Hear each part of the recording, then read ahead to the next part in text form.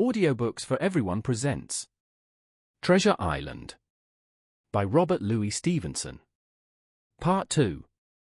The Sea Cook. 7. I go to Bristol. It was longer than the squire imagined when we were ready for the sea, and none of our first plans, not even Dr. Livesey's, of keeping me beside him, could be carried out as we intended. The doctor had to go to London for a physician to take charge of his practice, the squire was hard at work at Bristol, and I lived on at the Hall under the charge of old Redruth, the gamekeeper, almost a prisoner, but full of sea dreams and the most charming anticipations of strange islands and adventures. I brooded by the hour together over the map, all the details of which I well remembered. Sitting by the fire in the housekeeper's room, I approached that island in my fancy from every possible direction. I explored every acre of its surface, I climbed 1,000 times to that tall hill they call the Spyglass, and from the top enjoyed the most wonderful and changing prospects.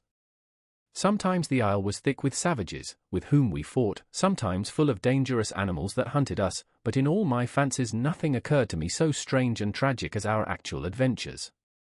So the weeks passed on, till one fine day there came a letter addressed to Dr. Livesey, with this addition, to be opened, in the case of his absence, by Tom Redruth or young Hawkins.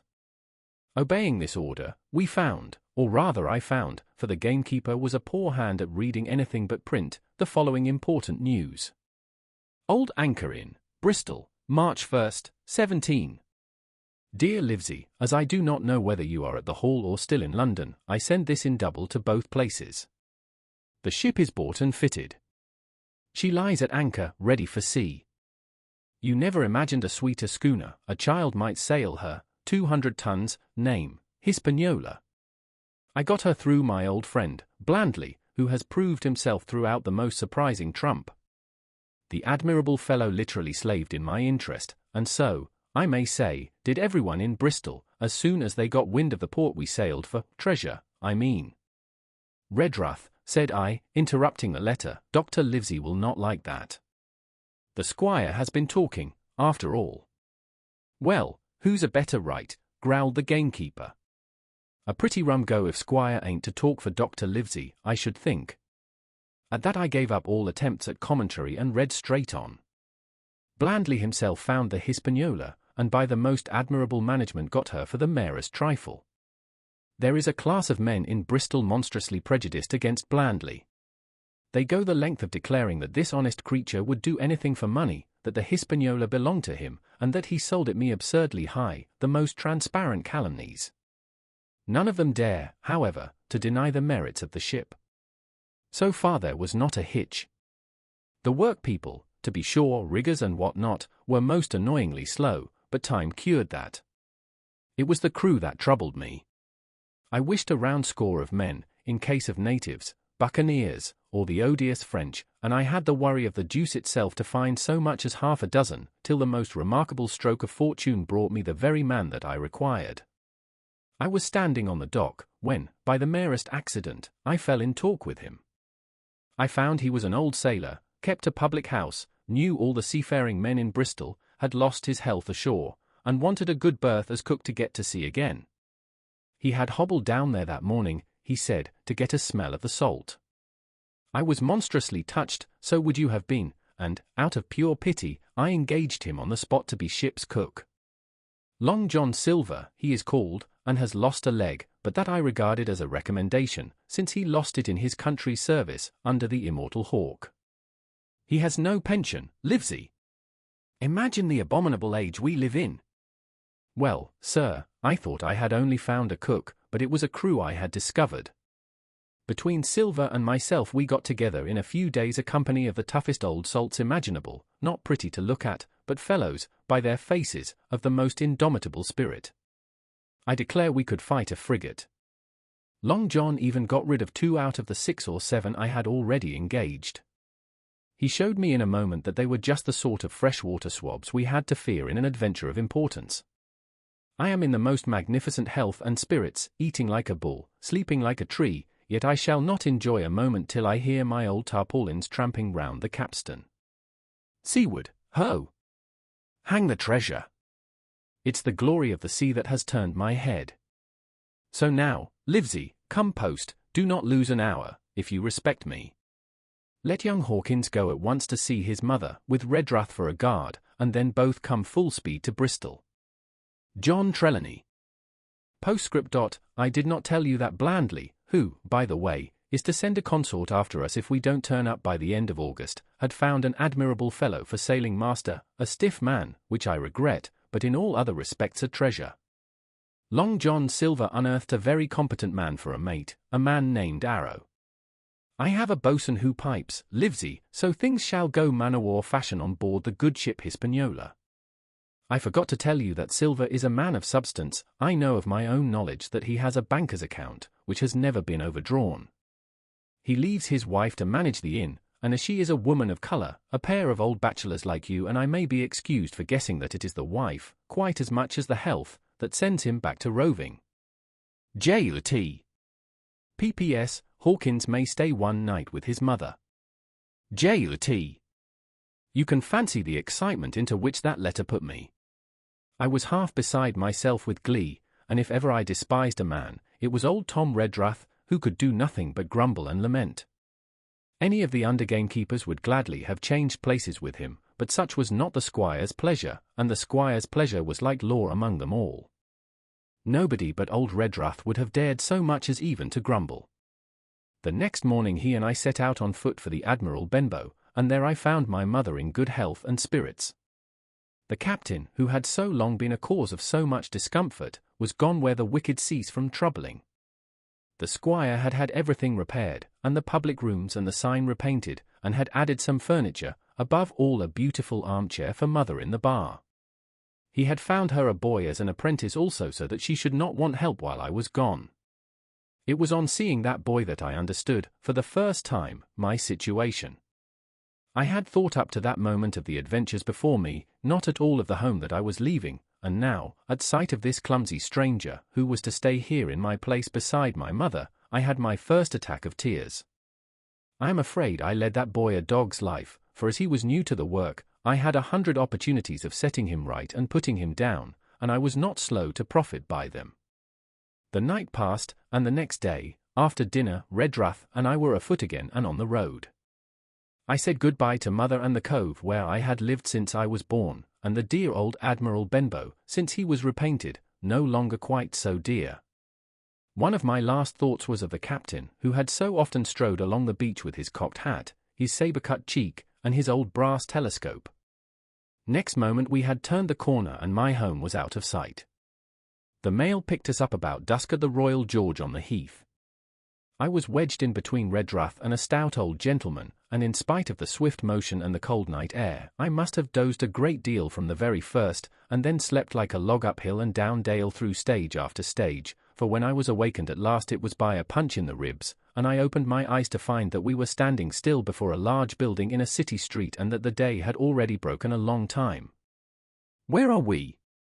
I asked. "Bristol," said Tom. "Get down." Mr. Trelawney had taken up his residence at an inn far down the docks to superintend the work upon the schooner. Thither we had now to walk, and our way, to my great delight, lay along the quays and beside the great multitude of ships of all sizes and rigs and nations. In one, sailors were singing at their work, in another there were men aloft, high over my head, hanging to threads that seemed no thicker than a spider's. Though I had lived by the shore all my life, I seemed never to have been near the sea till then. The smell of tar and salt was something new. I saw the most wonderful figureheads, that had all been far over the ocean. I saw, besides, many old sailors, with rings in their ears, and whiskers curled in ringlets, and tarry pigtails, and their swaggering, clumsy sea walk, and if I had seen as many kings or archbishops I could not have been more delighted. And I was going to sea myself, to sea in a schooner, with a piping boatswain and pigtailed singing seaman, to sea, bound for an unknown island, and to seek for buried treasure. While I was still in this delightful dream, we came suddenly in front of a large inn and met Squire Trelawney, all dressed out like a sea officer, in stout blue cloth, coming out of the door with a smile on his face and a capital imitation of a sailor's walk. "Here you are," he cried, "and the doctor came last night from London." "Bravo! The ship's company complete." "Oh, sir," cried I, "when do we sail?" "Sail," says he. "We sail tomorrow." 8. At the sign of the spyglass.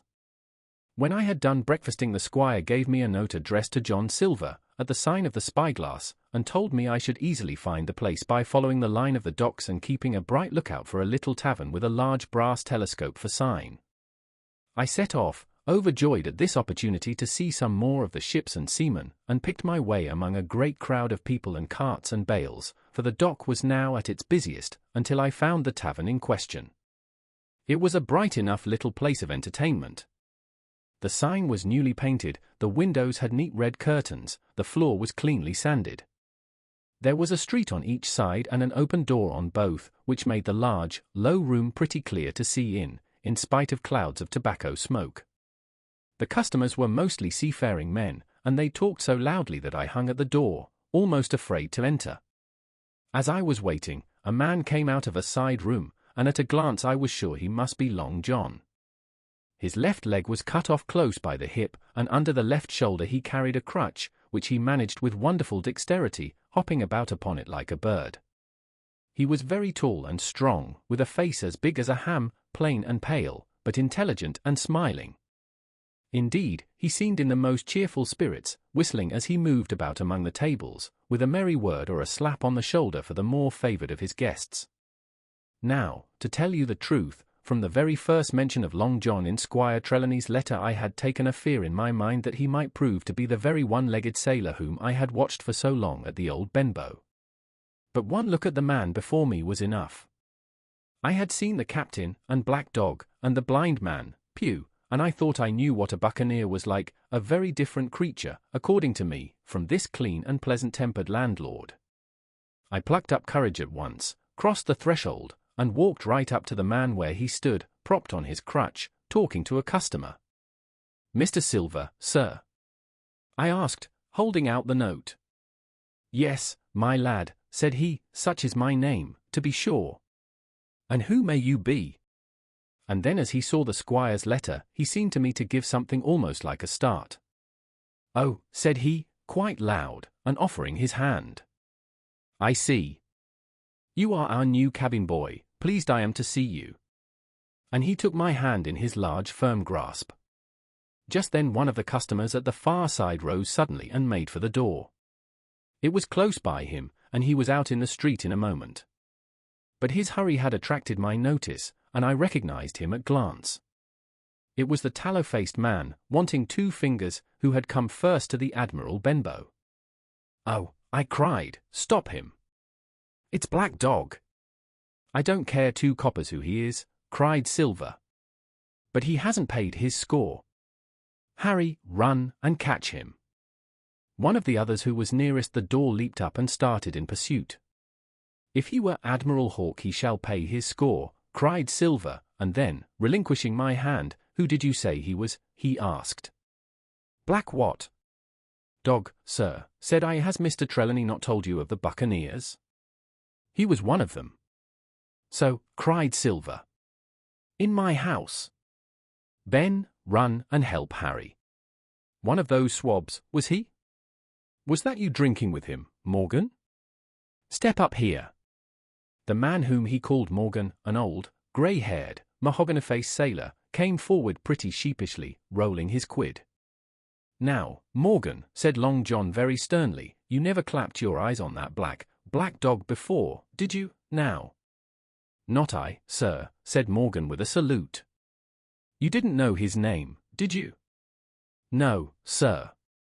"By the powers, Tom Morgan, it's as good for you," exclaimed the landlord. "If you had been mixed up with the like of that, you would never have put another foot in my house, you may lay to that." "And what was he saying to you?" "I don't rightly know, sir," answered Morgan. "Do you call that a head on your shoulders, or a blessed dead-eye?" cried Long John. "Don't rightly know, don't you? Perhaps you don't happen to rightly know who you were speaking to, perhaps? Come, now, what was he jawing the ages, Cap N.S. ships? Pipe up. What was it?" "We was talkings of keel-hauling," answered Morgan. "Keel-hauling, was you? And a mighty suitable thing, too, and you may lay to that. Get back to your place for a lubber, Tom." And then, as Morgan rolled back to his seat, Silver added to me in a confidential whisper that was very flattering, as I thought, "He's quite an honest man, Tom Morgan, onny stupid." And now, he ran on again, aloud, "Let's see, Black Dog. No, I don't know the name, not I. Yet I kind of think yes, I've seen the swab. He used to come here with a blind beggar, he used." "That he did, you may be sure," said I knew that blind man too. "His name was Pew." "It was," cried Silver, now quite excited. "Pew. That were his name for certain. Ah, he looked a shark, he did. If we run down this Black Dog, now, there'll be news for Cap'n Trelawney. Ben's a good runner, few seamen run better than Ben. He should run him down, hand over hand, by the powers. He talked over keel-hauling, did he? I'll keel-haul him." All the time he was jerking out these phrases he was stumping up and down the tavern on his crutch, slapping tables with his hand, and giving such a show of excitement as would have convinced an Old Bailey judge or a Bow Street runner. My suspicions had been thoroughly reawakened on finding Black Dog at the spyglass, and I watched the cook narrowly. But he was too deep, and too ready, and too clever for me, and by the time the two men had come back out of breath and confessed that they had lost the track in a crowd, and been scolded like thieves, I would have gone bail for the innocence of Long John Silver. "See here, now, Hawkins," said he, "here's a blessed hard thing on a man like me, now, ain't it? There's Cap'n Trelawney, what's he to think? Here I have this confounded son of a Dutchman sitting in my own house drinking of my own rum. Here you comes and tells me of it plain, and here I let him give us all the slip before my blessed deadlights. Now, Hawkins, you do me justice with the Cap'n. You're a lad, you are, but you're as smart as paint. I see that when you first come in. Now, here it is, what could I do with this old timber I hobble on? When I was an A.B. master mariner I'd have come up alongside of him, hand over hand, and broached him to in a brace of old shakes, I would, but now. And then, all of a sudden, he stopped, and his jaw dropped as though he had remembered something. "The score," he burst out. "3 goes old rum. Why, shiver my timbers, if I hadn't forgotten my score." And falling on a bench, he laughed until the tears ran down his cheeks. I could not help joining, and we laughed together, peal after peal, until the tavern rang again. "Why, what a precious old sea calf I am," he said at last, wiping his cheeks. "You and me should get on well, Hawkins, for I'll take my Davy I should be rated ship's boy. But come now, stand by to go about. This won't do. Duty is duty, messmates.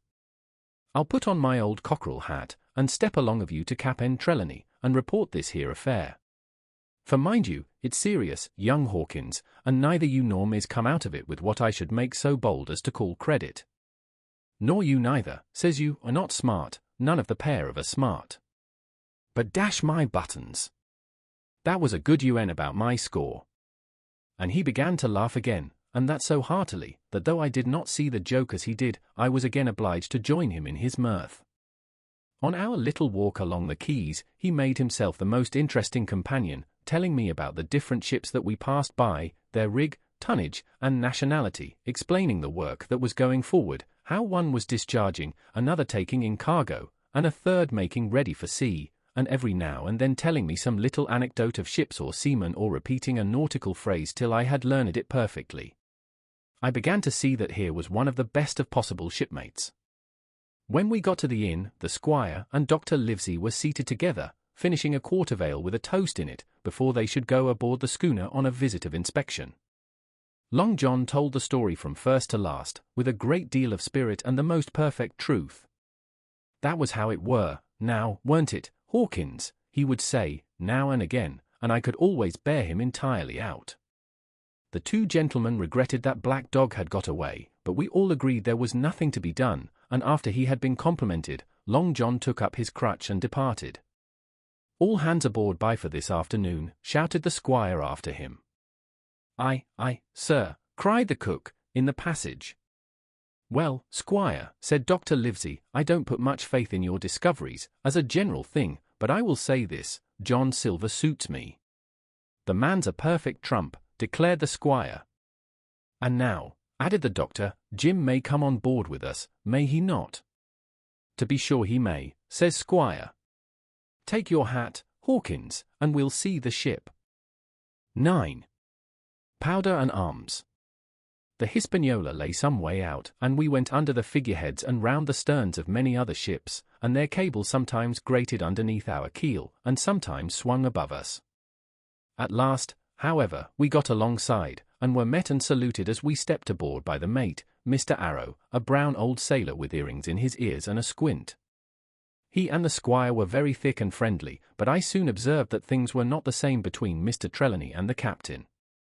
This last was a sharp-looking man who seemed angry with everything on board and was soon to tell us why, for we had hardly got down into the cabin when a sailor followed us. "Captain Smollett, sir, axing to speak with you," said he. "I am always at the captain's orders." "Show him in," said the squire. The captain, who was close behind his messenger, entered at once and shut the door behind him. "Well, Captain Smollett, what have you to say?" "All well, I hope, all shipshape and seaworthy." "Well, sir," said the captain, "better speak plain, I believe, even at the risk of offence. I don't like this cruise, I don't like the men, and I don't like my officer. That's short and sweet." "Perhaps, sir, you don't like the ship?" inquired the squire, very angry, as I could see. "I can't speak as to that, sir, not having seen her tried," said the captain. "She seems a clever craft, more I can't say." "Possibly, sir, you may not like your employer, either," says the squire. But here Dr. Livesey cut in. "Stay a bit," said he, "stay a bit. No use of such questions as that but to produce ill feeling. The captain has said too much or he has said too little, and I'm bound to say that I require an explanation of his words. You don't, you say, like this cruise. Now, why?" "I was engaged, sir, on what we call sealed orders, to sail this ship for that gentleman where he should bid me," said the captain. "So far so good. But now I find that every man before the mast knows more than I do. I don't call that fair, now, do you?" "No," said Dr. Livesey, "I don't." "Next," said the captain, "I learn we are going after treasure, hear it from my own hands, mind you. Now, treasure is ticklish work, I don't like treasure voyages on any account, and I don't like them, above all, when they are secret and when, begging your pardon, Mr. Trelawney, the secret has been told to the parrot." "Silver's parrot?" asked the squire. "It's a way of speaking," said the captain. "Blabbed, I mean. It's my belief neither of you gentlemen know what you are about, but I'll tell you my way of it, life or death, and a close run." "That is all clear, and, I dare say, true enough," replied Dr. Livesey. "We take the risk, but we are not so ignorant as you believe us. Next, you say you don't like the crew. Are they not good seamen?" "I don't like them, sir," returned Captain Smollett. "And I think I should have had the choosing of my own hands, if you go to that." "Perhaps you should," replied the doctor. "My friend should, perhaps, have taken you along with him, but the slight, if there be one, was unintentional." "And you don't like Mr. Arrow?" "I don't, sir. I believe he's a good seaman, but he's too free with the crew to be a good officer. A mate should keep himself to himself, shouldn't drink with the men before the mast." "Do you mean he drinks?" cried the squire. "No, sir," replied the captain, "only that he's too familiar." "Well, now, and the short and long of it, captain," asked the doctor. "Tell us what you want." "Well, gentlemen, are you determined to go on this cruise?" "Like iron," answered the squire. "Very good," said the captain. "Then, as you've heard me very patiently, saying things that I could not prove, hear me a few words more. They are putting the powder and the arms in the fore-hold. Now, you have a good place under the cabin, why not put them there, first point? Then, you are bringing 4 of your own people with you, and they tell me some of them are to be berthed forward. Why not give them the berths here beside the cabin, second point?" "Any more?" asked Mr. Trelawney. "One more," said the captain. "There's been too much blabbing already." "Far too much," agreed the doctor. "I'll tell you what I've heard myself," continued Captain Smollett, "that you have a map of an island, that there's crosses on the map to show where treasure is, and that the island lies, and then he named the latitude and longitude exactly. I never told that, cried the squire, to a soul. The hands know it, sir, returned the captain. Livesey, that must have been you or Hawkins, cried the squire. It doesn't much matter who it was, replied the doctor. And I could see that neither he nor the captain paid much regard to Mr. Trelawney's protestations. Neither did I, to be sure, he was so loose a talker, yet in this case I believe he was really right and that nobody had told the situation of the island. Well, gentlemen, continued the captain, I don't know who has this map, but I make it a point, it shall be kept secret even from me and Mr. Arrow. Otherwise I would ask you to let me resign. I see, said the doctor. You wish us to keep this matter dark and to make a garrison of the stern part of the ship, manned with my friend's own people, and provided with all the arms and powder on board. In other words, you fear a mutiny. Sir, said Captain Smollett, with no intention to take offence, I deny your right to put words into my mouth. No captain, sir, would be justified in going to sea at all if he had ground enough to say that. As for Mr. Arrow, I believe him thoroughly honest, some of the men are the same, all may be for what I know. But I am responsible for the ship's safety and the life of every man jack aboard of her.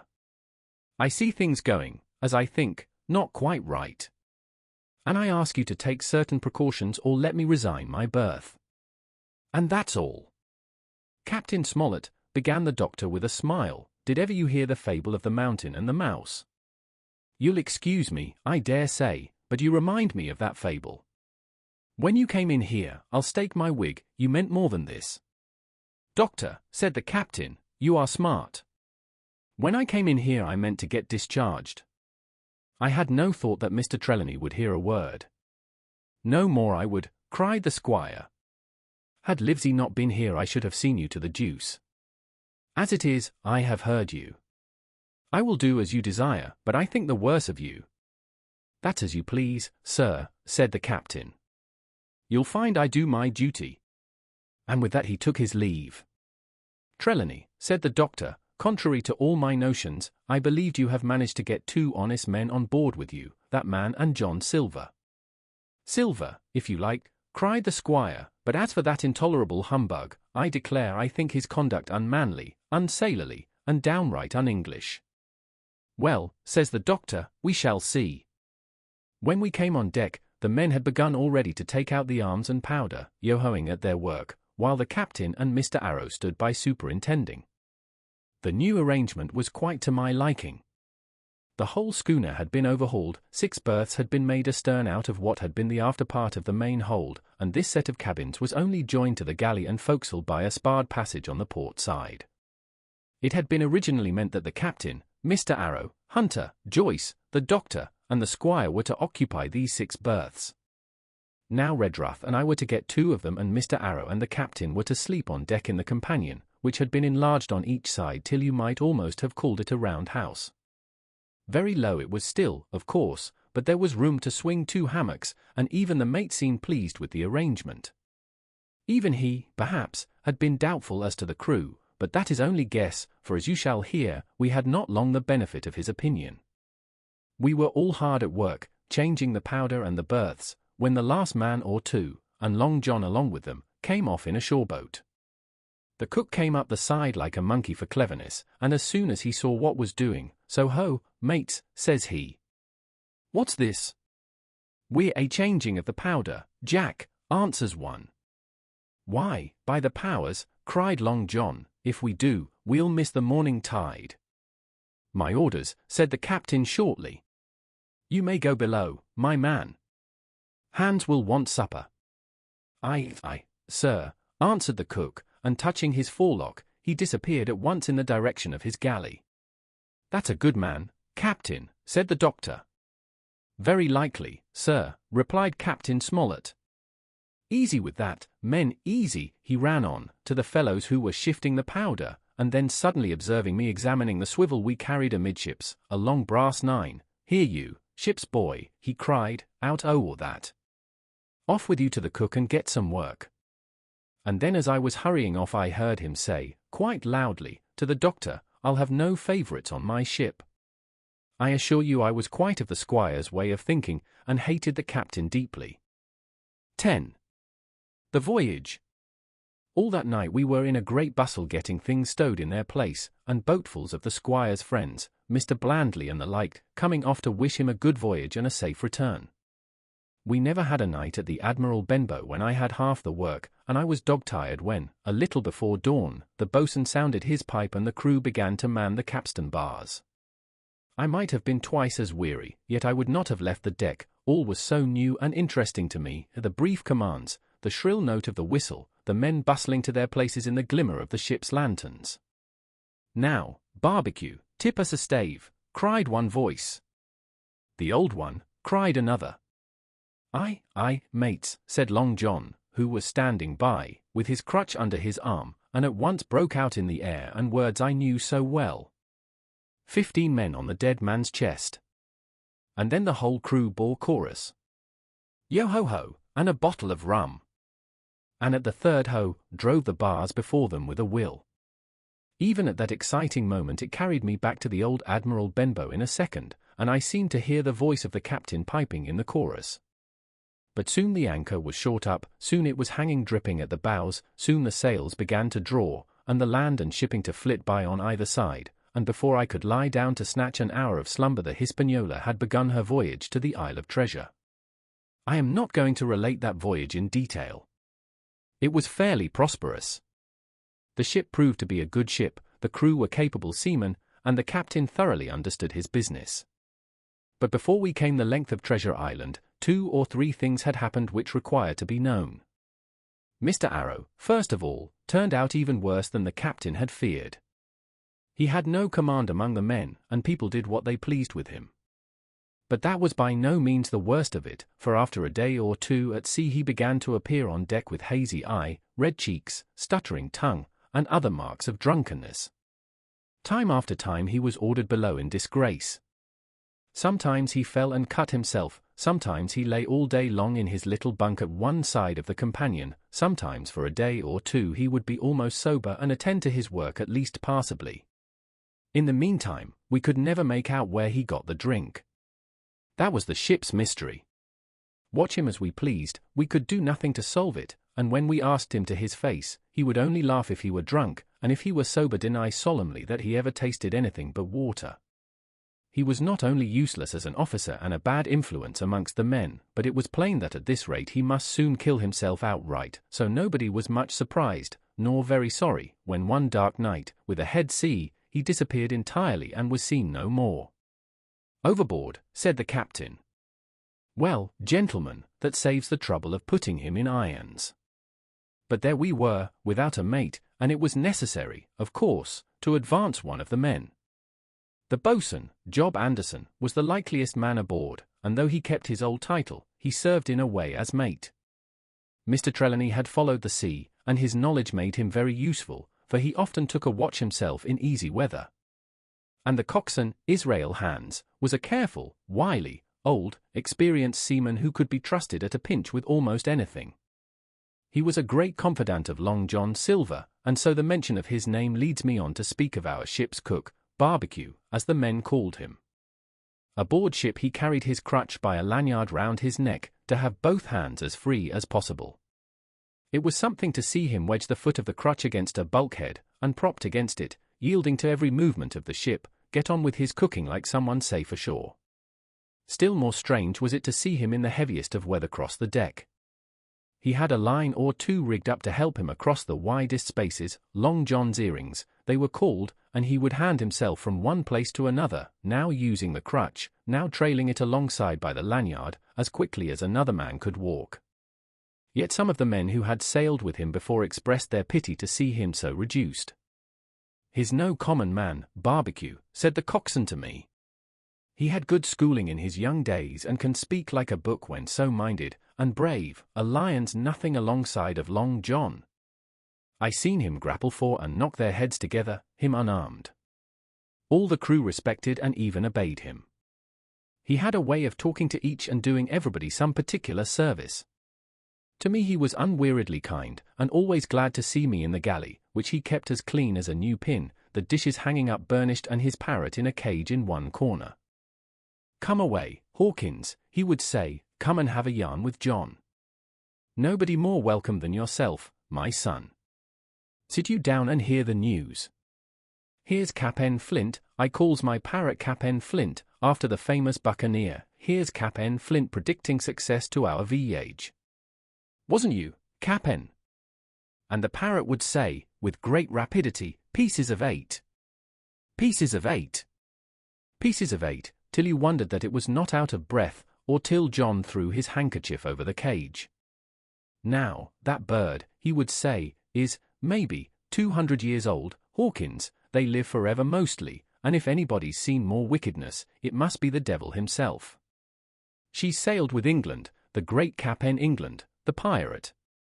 She's been at Madagascar, and at Malabar, and Surinam, and Providence, and Portobello. She was at the fishing up of the wrecked plate ships. It's there she learned a pieces of 8, and little wonder, 350,000 of her, Hawkins. She was at the boarding of the Viceroy of the Indies out of Goa, she was, and to look at her you would think she was a babby. But you smelt powder, didn't you, Cap'n? Stand by to go about," the parrot would scream.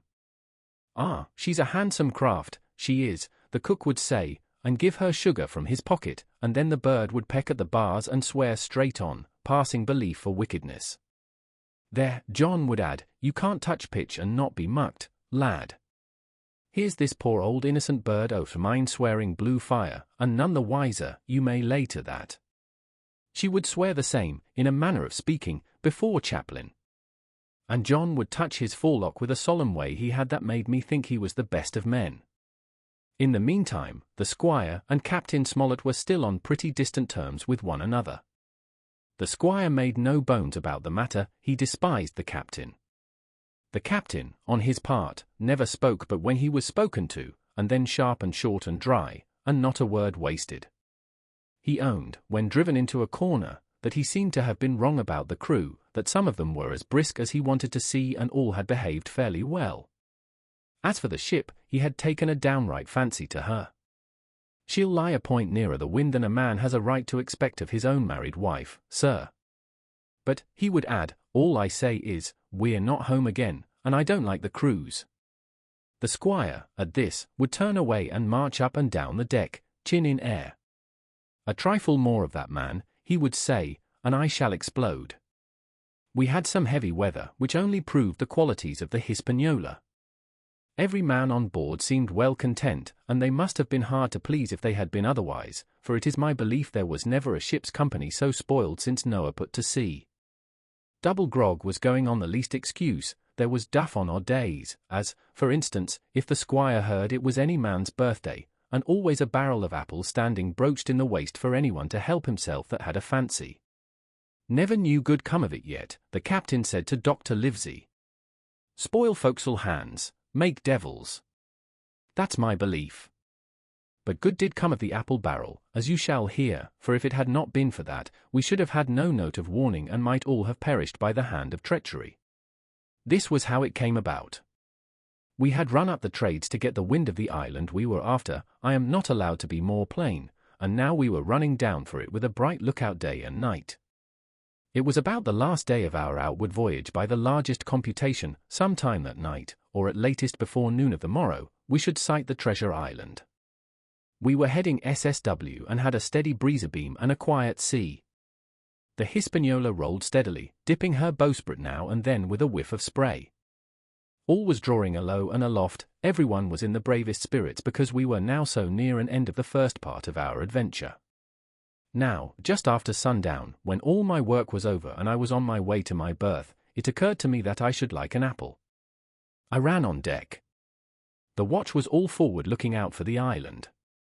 The man at the helm was watching the luff of the sail and whistling away gently to himself, and that was the only sound excepting the swish of the sea against the bows and around the sides of the ship. In I got bodily into the apple barrel, and found there was scarce an apple left, but sitting down there in the dark, what with the sound of the waters and the rocking movement of the ship, I had either fallen asleep or was on the point of doing so when a heavy man sat down with rather a clash close by. The barrel shook as he leaned his shoulders against it, and I was just about to jump up when the man began to speak. It was Silver's voice, and before I had heard a dozen words, I would not have shown myself for all the world, but lay there, trembling and listening, in the extreme of fear and curiosity, for from these dozen words I understood that the lives of all the honest men aboard depended upon me alone. 11. What I heard in the apple barrel. No, not I, said Silver. Flint was cap'n, I was quartermaster, along of my timber leg. The same broadside I lost my leg, old Pew lost his deadlights.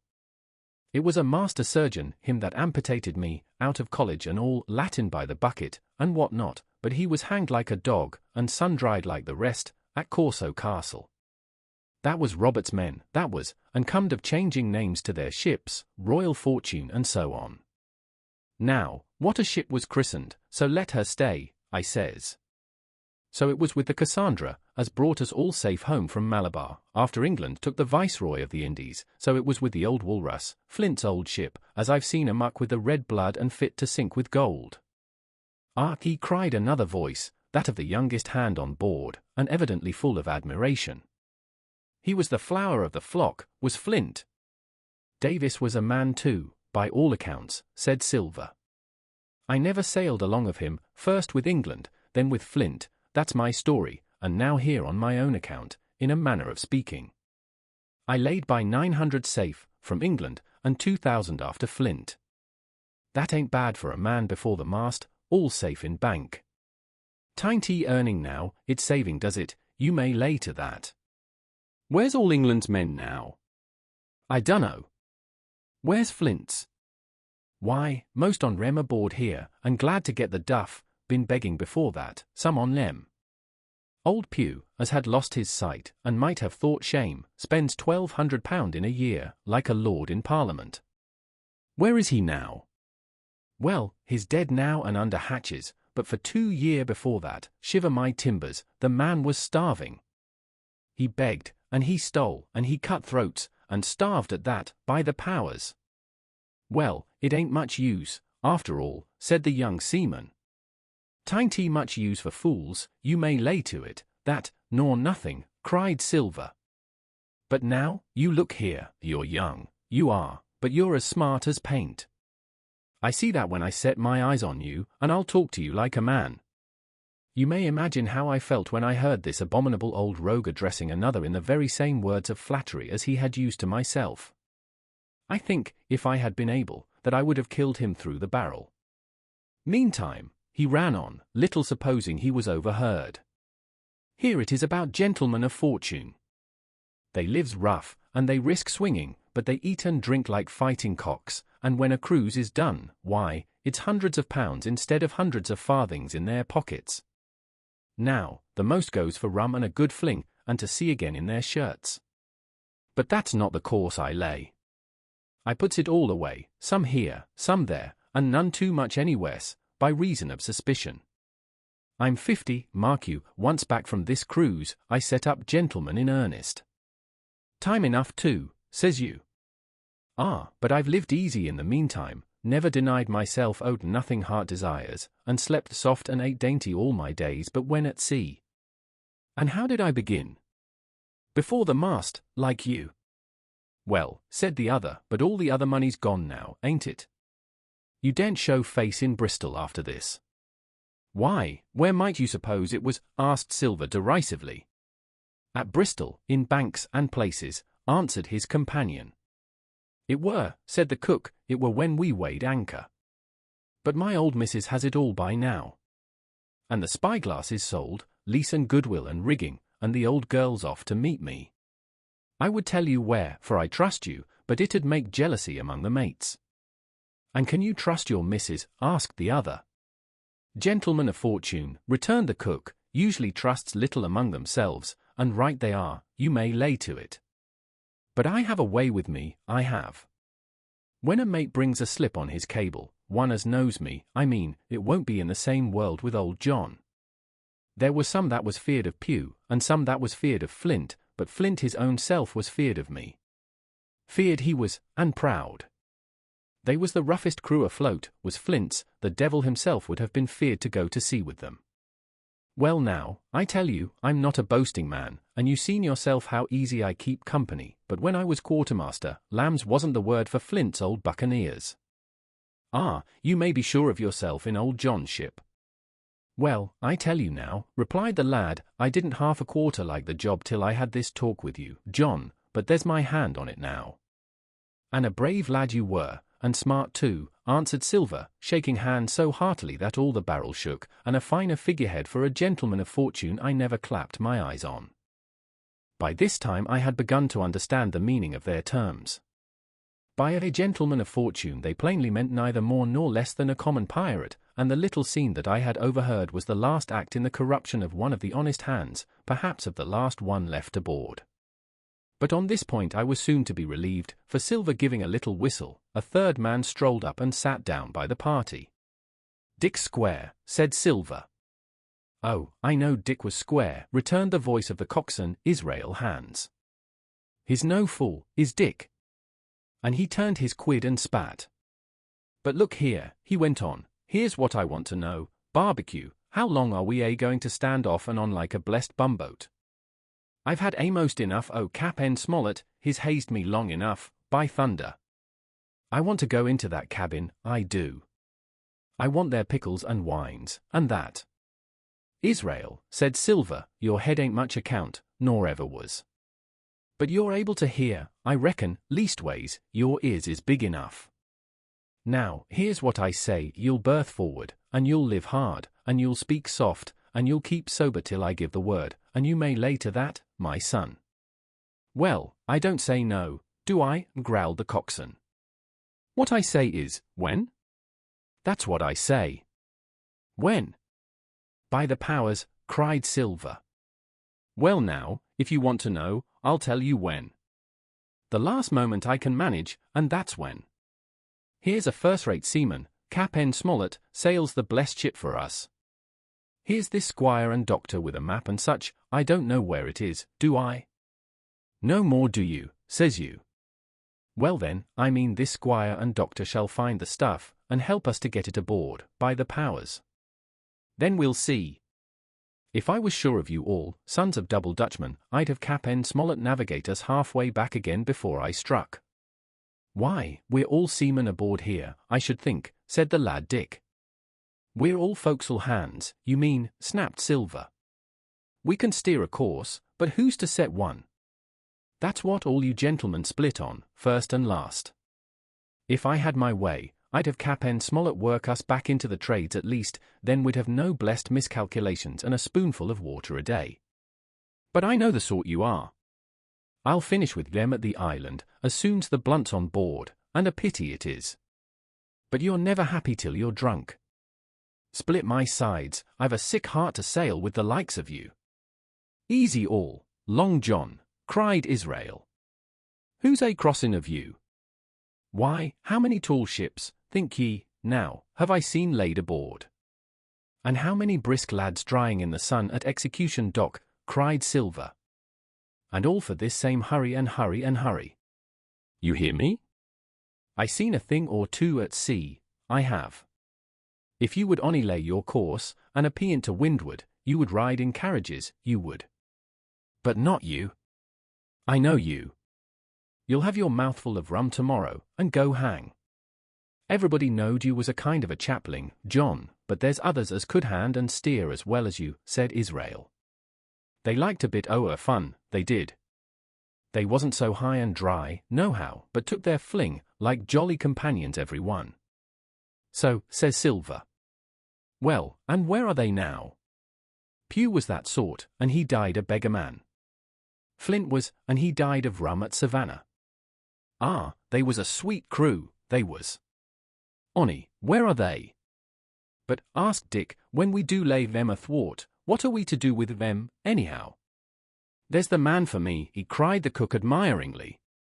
That's what I call business. Well, what would you think? Put them ashore like maroons? That would have been England's way. Or cut 'em down like that much pork. That would have been Flint's, or Billy Bones's. Billy was the man for that, said Israel. Dead men don't bite, says he. Well, he's dead now hisself, he knows the long and short on it now, and if ever a rough hand come to port, it was Billy. Right you are, said Silver, rough and ready. But mark you here, I'm an easy man, I'm quite the gentleman, says you, but this time it's serious. Duty is duty, mates. I give my vote, death. When I'm in Parliament and riding in my coach, I don't want none of these sea lawyers in the cabinet coming home, unlooked for, like the devil at prayers. Wait is what I say, but when the time comes, why, let her rip. John, cries the coxswain, you're a man. You'll say so, Israel, when you see, said Silver. Only one thing I claim Trelawney. I'll wring his calf's head off his body with these hands, Dick, he added, breaking off. You just jump up, like a sweet lad, and get me an apple, to wet my pipe like. You may fancy the terror I was in. I should have leaped out and run for it if I had found the strength, but my limbs and heart alike misgave me. I heard Dick begin to rise, and then someone seemingly stopped him, and the voice of Hans exclaimed, "Oh, stow that. Don't you get sucking of that bilge, John. Let's have a go of the rum." "Dick," said Silver, "I trust you. I've a gauge on the keg, mind. There's the key, you fill a pannikin and bring it up." Terrified as I was, I could not help thinking to myself that this must have been how Mr. Arrow got the strong waters that destroyed him. Dick was gone but a little while, and during his absence Israel spoke straight on in the cook's ear. It was but a word or two that I could catch, and yet I gathered some important news, for besides other scraps that tended to the same purpose, this whole clause was audible, not another man of the Mulgine. Hence there were still faithful men on board. When Dick returned, one after another of the trio took the pannikin and drank, one to Luck, another with a "Here's to old Flint," and Silver himself saying, in a kind of song, "Here's to ourselves, and hold your luff, plenty of prizes and plenty of duff." Just then a sort of brightness fell upon me in the barrel, and looking up, I found the moon had risen and was silvering the mizzen-top and shining white on the luff of the foresail, and almost at the same time the voice of the lookout shouted, "Land ho!" 12. Council of War. There was a great rush of feet across the deck. I could hear people tumbling up from the cabin and the forecastle, and slipping in an instant outside my barrel, I dived behind the foresail, made a double towards the stern, and came out upon the open deck in time to join Hunter and Dr. Livesey in the rush for the weather bow. There all hands were already congregated. A belt of fog had lifted almost simultaneously with the appearance of the moon. Away to the southwest of us we saw two low hills, about a couple of miles apart, and rising behind one of them a third and higher hill, whose peak was still buried in the fog. All three seemed sharp and conical in figure. So much I saw, almost in a dream, for I had not yet recovered from my horrid fear of a minute or two before. And then I heard the voice of Captain Smollett issuing orders. The Hispaniola was laid a couple of points nearer the wind and now sailed a course that would just clear the island on the east. "And now, men," said the captain, when all was sheeted home, "has any one of you ever seen that land ahead?" "I have, sir," said Silver. "I've watered there with a trader I was cook in." "The anchorage is on the south, behind an islet, I fancy?" asked the captain. "Yes, sir, Skeleton Island they calls it. It were a main place for pirates once, and a hand we had on board knowed all their names for it. That hill to the nor'ard they calls the foremast hill. There are 3 hills in a row running south'ard, fore, main, and mizzen, sir. But the main, that's the big UN, with the cloud on it, they usually calls the spyglass, by reason of a lookout they kept when they was in the anchorage cleaning, for it's there they cleaned their ships, sir, asking your pardon. I have a chart here, says Captain Smollett. See if that's the place. Long John's eyes burned in his head as he took the chart, but by the fresh look of the paper I knew he was doomed to disappointment. This was not the map we found in Billy Bones's chest, but an accurate copy, complete in all things, names and heights and soundings, with the single exception of the red crosses and the written notes. Sharp as must have been his annoyance, Silver had the strength of mind to hide it. "Yes, sir," said he, "this is the spot, to be sure, and very prettily draught out. Who might have done that, I wonder? The pirates were too ignorant, I reckon. Here it is, Captain Kidd's Anchorage, just the name my shipmate called it. There's a strong current runs along the south, and then away nor'ard up the west coast. Right you was, sir, says he, to haul your wind and keep the weather of the island. Leastways, if such was your intention as to enter and careen, and there ain't no better place for that in these waters. Thank you, my man, says Captain Smollett. I'll ask you later on to give us a help. You may go. I was surprised at the coolness with which John avowed his knowledge of the island, and I own I was half frightened when I saw him drawing nearer to myself. He did not know, to be sure, that I had overheard his counsel from the apple barrel, and yet I had by this time taken such a horror of his cruelty, duplicity, and power that I could scarce conceal a shudder when he laid his hand upon my arm. Ah, says he, this here is a sweet spot, this island, a sweet spot for a lad to get ashore on. You'll bathe, and you'll climb trees, and you'll hunt goats, you will, and you'll get aloft on them hills like a goat yourself. Why, it makes me young again. I was going to forget my timber leg, I was. It's a pleasant thing to be young and have 10 toes, and you may lay to that. When you want to go a bit of exploring, you just ask old John, and he'll put up a snack for you to take along. And clapping me in the friendliest way upon the shoulder, he hobbled off forward and went below. Captain Smollett, the squire, and Dr. Livesey were talking together on the quarter-deck, and anxious as I was to tell them my story, I durst not interrupt them openly. While I was still casting about in my thoughts to find some probable excuse, Dr. Livesey called me to his side. He had left his pipe below, and being a slave to tobacco, had meant that I should fetch it, but as soon as I was near enough to speak and not to be overheard, I broke immediately. Doctor, let me speak. Get the captain and squire down to the cabin, and then make some pretence to send for me. I have terrible news. The doctor changed countenance a little, but next moment he was master of himself. Thank you, Jim, said he quite loudly, that was all I wanted to know, as if he had asked me a question. And with that he turned on his heel and rejoined the other two. They spoke together for a little, and though none of them started, or raised his voice, or so much as whistled, it was plain enough that Dr. Livesey had communicated my request, for the next thing that I heard was the captain giving an order to Job Anderson, and all hands were piped on deck. My lads, said Captain Smollett, I've a word to say to you. This land that we have sighted is the place we have been sailing for.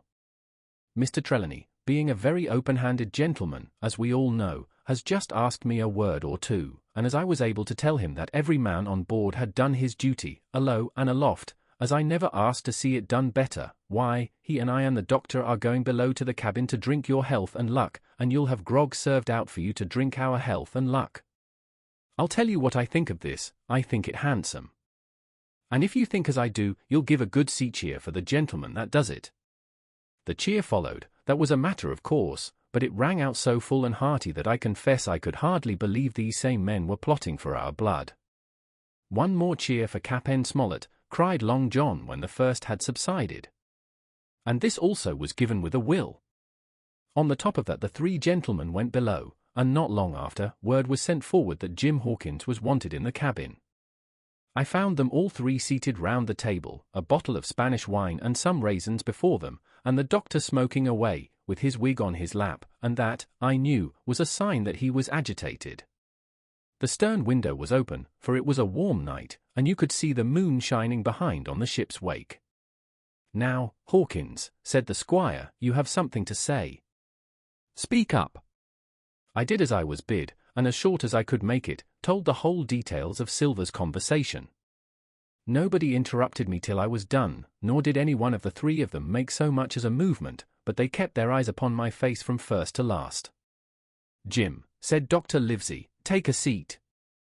And they made me sit down at table beside them, poured me out a glass of wine, filled my hands with raisins, and all 3, one after the other, and each with a bow, drank my good health, and their service to me for my luck and courage.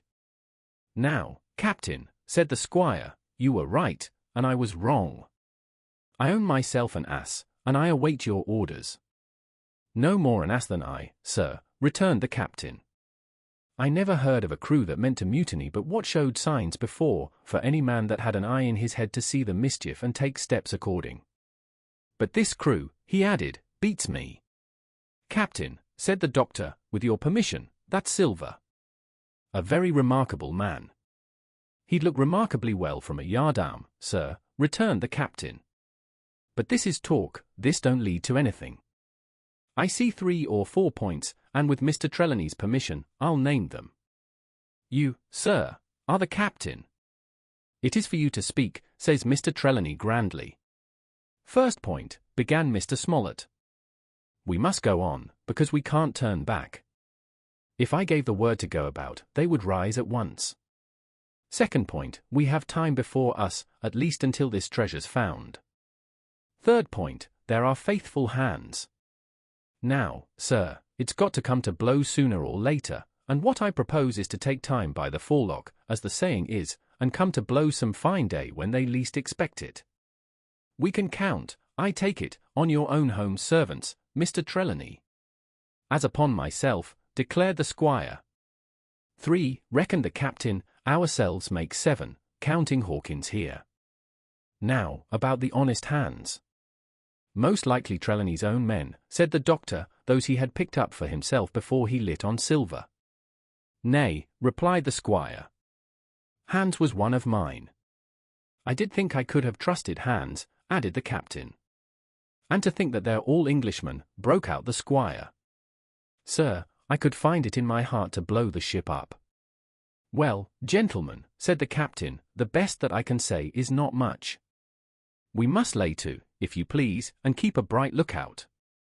It's trying on a man, I know. It would be pleasanter to come to blows. But there's no help for it till we know our men.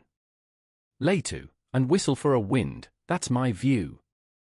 Jim here, said the doctor, can help us more than anyone. The men are not shy with him, and Jim is a noticing lad. Hawkins, I put prodigious faith in you, added the squire. I began to feel pretty desperate at this, for I felt altogether helpless, and yet, by an odd train of circumstances, it was indeed through me that safety came. In the meantime, talk as we pleased, there were only 7 out of the 26 on whom we knew we could rely, and out of these 7 1 was a boy, so that the grown men on our side were 6 to their 19.